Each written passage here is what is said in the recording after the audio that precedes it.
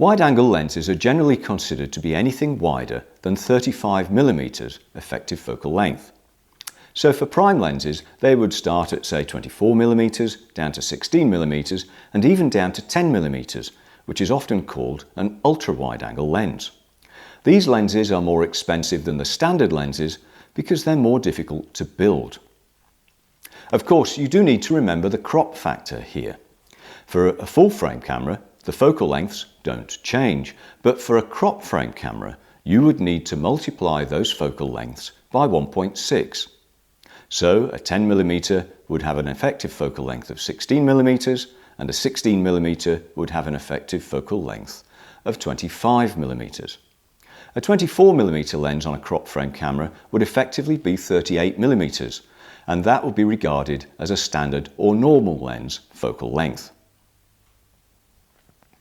Wide-angle lenses are great for landscape photography because they take in so much of the view in front of the camera. This enables you to capture large swathes of landscape and countryside at a wider field of view than you would have with the human eye. And by stopping down a wide-angle lens, you can achieve more depth of field, so making more of the image sharp to the viewer. This allows you to have the foreground, midground and background sharp, and so use all the frame to tell a story, rather than use shallow depth of field to focus the viewer's attention on a certain part of the picture.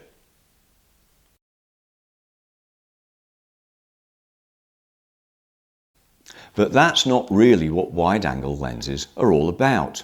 When you shoot wide, you will see that the view is distorted, and that distortion increases towards the edge of the frame. This allows you to play with the image and choose what to emphasize within it, so that the viewer is influenced to interpret the picture in a certain way.